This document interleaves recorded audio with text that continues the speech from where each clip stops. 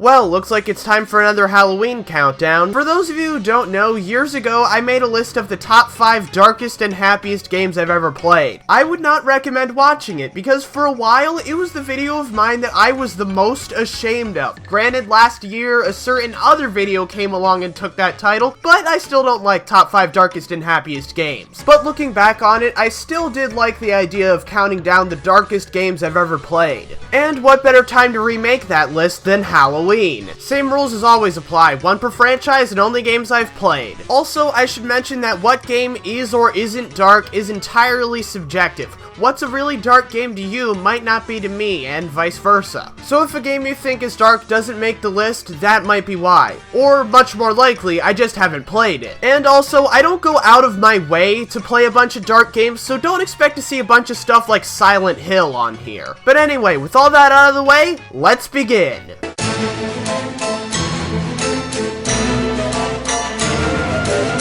Now I'm sure that most of you, if not all of you, have been to or at least heard of Disney World. The happiest place on earth where you get to see all the famous Disney characters. But what about all the forgotten characters that no one knows about? Well, they have their own place too. It's called Wasteland, and it's significantly less happy. And that, my friends, is where Epic Mickey takes place. Here in Wasteland, you'll find all sorts of demented versions of things from Disney World, such as a mountain coated in Mickey Mouse merchandise, or an evil version of the clock tower from It's a Small World. But as if the developers messing with your childhood wasn't enough, there's also the main plot point of this game. You see, Wasteland wasn't always this terrible. It used to be really nice before the Thinner disaster hit. And guess who caused the Thinner disaster? None other than Mickey Mouse himself. Obviously, it was an accident. Mickey didn't know what he was doing in that gift shop. It's not like he's evil or anything. But throughout the game, Mickey sees how miserable all these people are and has to deal with the fact that it's his fault their lives are so terrible. And to top it all off, this is a karma-based game. So yeah, despite how miserable this world already is, the game gives you the option to make it even worse. And sure, the ending with Oswald is pretty happy no matter what, but that doesn't change the fact that Mickey still has the opportunity to destroy the lives of a bunch of people in this game. So yeah, if you were looking for a happy-go-lucky Disney game, you're not gonna find it here.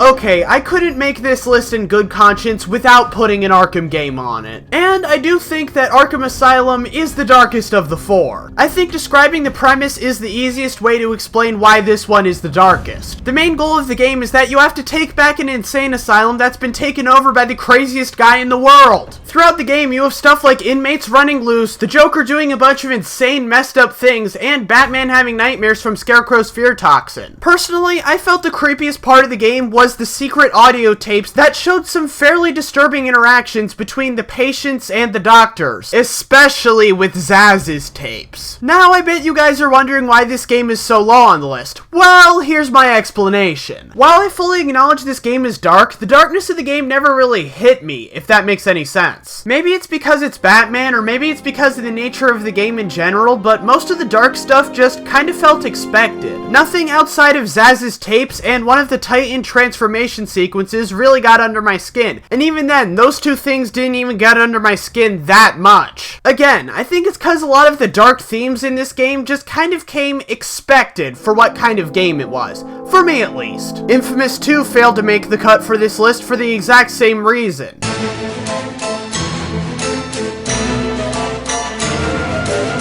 Mecha Nika is a game that's dark, but could be way darker if it really wanted to be. The game stars Nika Allen, a 7-year-old girl who loves working with machines and gets drunk to solve her problems. There's a lot of things in the world that she hates, and the goal of the game is to build a giant robot called Mecha Nika to help her rid the world of anything she doesn't deem cool enough. Now, with a premise like that, you'd expect Nika to be a complete sociopath, but as I went through the game, I started to agree with her more and more. As you go through the game, you start to realize that Nika actually leads a pretty miserable life. Her teacher never teaches her anything, and her parents never listen to her. And as Nika lays out what she's going to do after she purges everyone with Project Mecha Nika, it starts to seem like Nika would actually do a pretty good job ruling the world, and that helping her build a giant killer robot's a really good idea. The game does delve into some pretty dark territory, such as Nika's mom being addicted to gossip shows, Nika getting a certain type of magazine for a homeless guy, and Nika's parents still coping with the loss of Nika's little sister has a miscarriage. Not to mention there's Agatha, who I talked about earlier this year, the girl who created an entire religion to stop animals from being sad about being slaughtered. The reason why this game is so low on the list is because all this dark stuff is played for laughs. The game does go to messed up places, but it always does it in a funny way. If you want an example of how messed up this game's humor can get, look up why in the game Nika's grandma is mad at her grandpa. Trust me, I'm not gonna dare to spoil it here. And let me just end this entry by saying I'm really excited for Agatha Knife, because it looks like it's going to expand on Mecha Nika while still keeping the same brand of dark humor that made the original so great.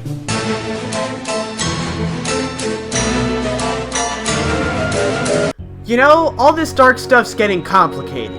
Sometimes, you just gotta watch things burn. Ah, little Inferno. It was number 2 on my original list, so it had to make the cut here. Now I know what some of you are thinking. What's so special about it? You light things on fire in other games all the time. Well, it's more so about everything that's surrounding it. First off, you're buying a bunch of products, most of which would just be fun to have, but instead you immediately throw them into the fire and burn them. However, as you learned from the Weatherman's letters, this isn't an entirely insane thing. The world's essentially undergoing global cooling, so you need to do anything you can to stay warm. So within the game's world, the idea of a children's toy being to burn a bunch of things actually makes sense. It's even accompanied by a hilariously screwed up instruction video. Despite the fact that you can never look away from the fireplace, the atmosphere really grabs you whenever you read one of the letters. You can find out what's going on in the outside world thanks to letters, but you can never actually leave. It kinda reminds me of a less grisly version of that presentable Liberty game that Markiplier played. If you were to ask me what the darkest part of the game was, I would say that it's when Sugar Plumps' house burns down and her letters start becoming more dark and existential. It's a huge contrast from her goofy letters in the beginning, and up until the end, you don't find out what happened to her. Is this game as dark as I initially thought it was? No, but I still think it's deserving of a spot on this list.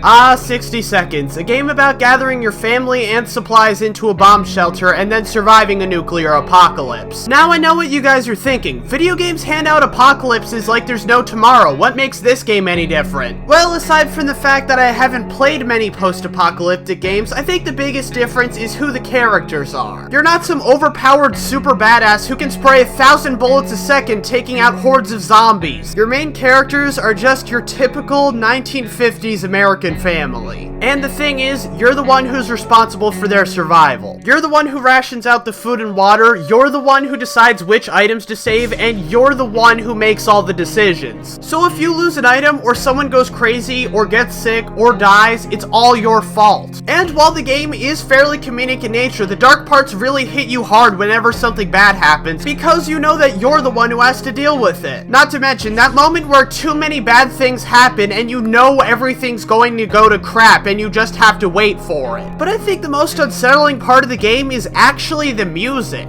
It's no horror game or anything, but the music really does capture how hopeless everything feels in this nuclear wasteland. I know that's kind of an awkward note to end this segment on, but I really don't have anything else to say.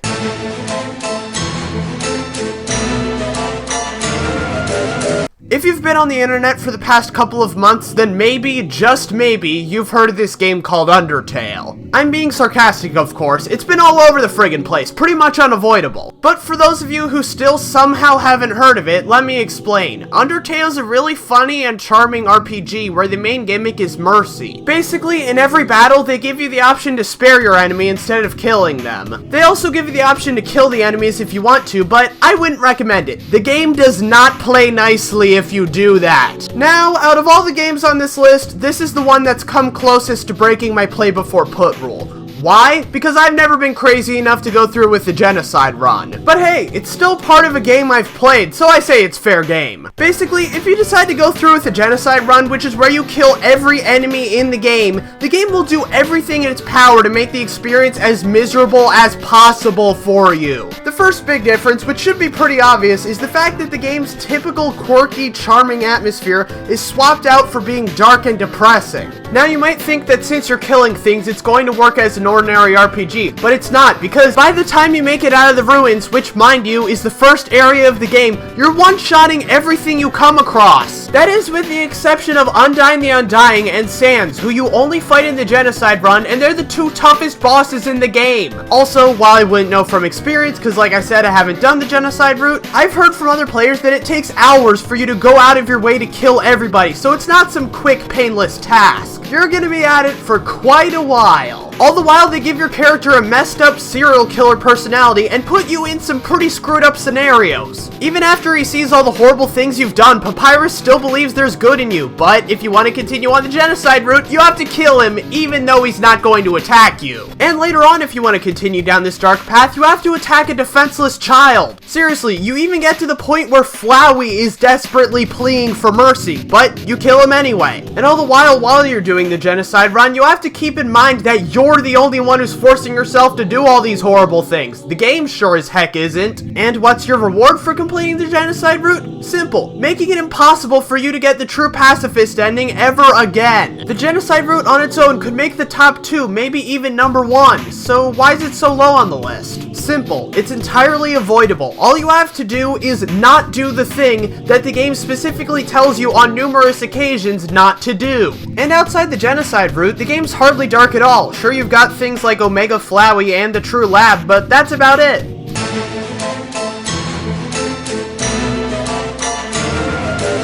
Like I said earlier, how dark a game is can hit you harder if you don't expect it. And last time I checked, people don't tend to expect Mario games to be dark. Now, some might argue that Mario and Luigi Partners in Time or Luigi's Mansion are darker than this, and while there definitely is an argument to be made there, personally, I think that Super Paper Mario is the darkest of all. Now, first off, I think the most important thing to mention is what's at stake here. This isn't about saving Princess Peach or the Mushroom Kingdom or even the world. It's about saving all of existence. And the guy who's trying to destroy all worlds is none other than Count Bleck. Now, at the beginning, he might seem like a generic evil mastermind, but as you go through the game, you learn that he wants to destroy all of existence because of the fact that life to him has no meaning anymore. He used to be in a relationship with a girl named Timpani, but they were forced apart, for reasons that were actually pretty vague, and she was cursed to walk the dimensions for all eternity. This broke Bleck, and all of existence basically held no meaning to him anymore, so the only logical course of action in his eyes was to destroy everything.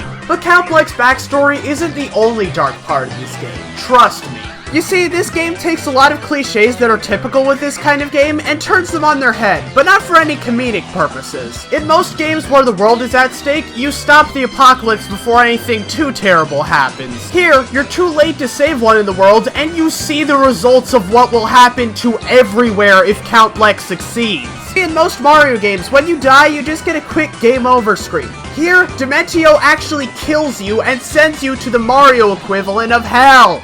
Yeah, that's right, hell. Mario, the most famous video game hero out there, ends up going to hell. Maybe MatPat wasn't as crazy as we thought. Nah, I'm just messing with you guys, that theory was still terrible. And if that's not dark enough for you, just remember the part where Loveby has to outright stop existing so Mario can progress, or Mimi's creepy transformation sequence. Although, if you want to get technical with it, while this game is definitely darker thematically, Sticker Star is way more disturbing.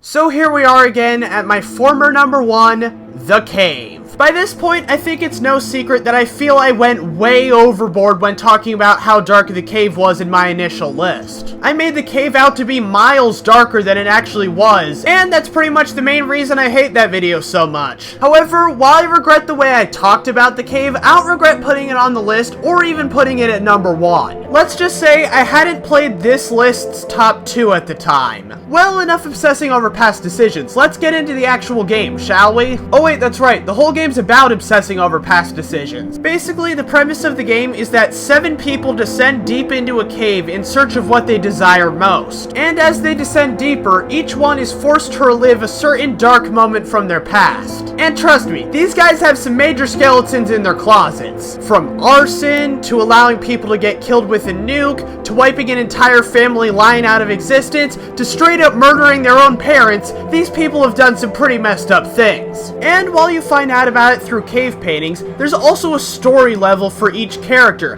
where you go through what they've done. It reminds me a lot of games like Epic Mickey, but with one key difference. There's no good guy path. There's no way around it. You straight up have to do the horrible thing that this person did in order to progress. Even outside of the story levels, you still have to step all over people in order to move forward. So yeah, this game is pretty dark, and while it does have a comedic edge to it, this stuff is still taken seriously. But it's not so dark that, oh, I'm not going to show you any footage because I want to keep my channel family friendly, and totally not because I just got lazy when getting footage or anything.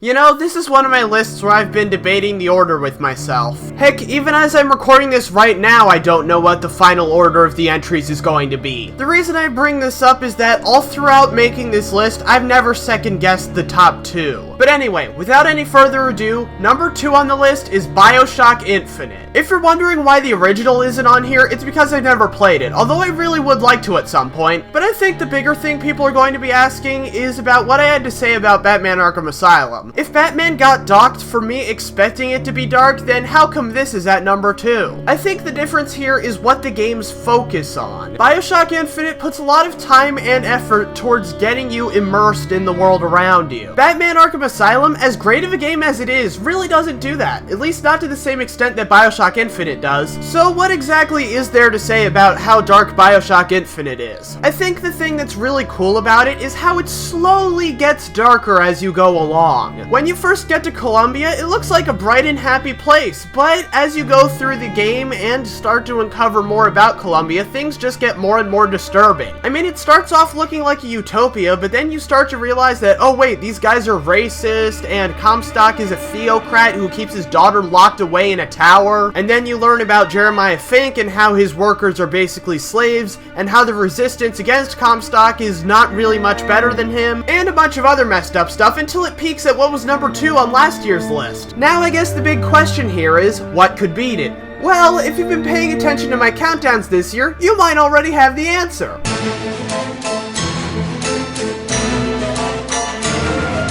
So, what is the darkest game I've ever played? Easily, no questions asked, The Binding of Isaac Rebirth. From the very moment I came up with this list, which mind you was over a year ago, I knew that The Binding of Isaac had to be number 1. The reason I'm going with Rebirth is that it's the only version I've played. So what's the story of this game? Simple. It's about a young boy named Isaac whose mom tries to kill him because God told her to. So yeah, only a couple minutes into the game and we've already got attempted child murder and religious extremism. I sense this is gonna be a fun ride. As you go through the game, you go further underground fighting horrific monstrosities with blood everywhere, not to mention Isaac mutilating himself more and more with each new item he gets. Now, while all that seems dark enough to put this at the top of the list, that's not all. You see, Isaac's not actually fighting a ton of monsters. None of these horrific abominations are real. It's all just part of his imagination, but that just makes things even more disturbing. While it's never explicitly stated what Isaac's actual life is like,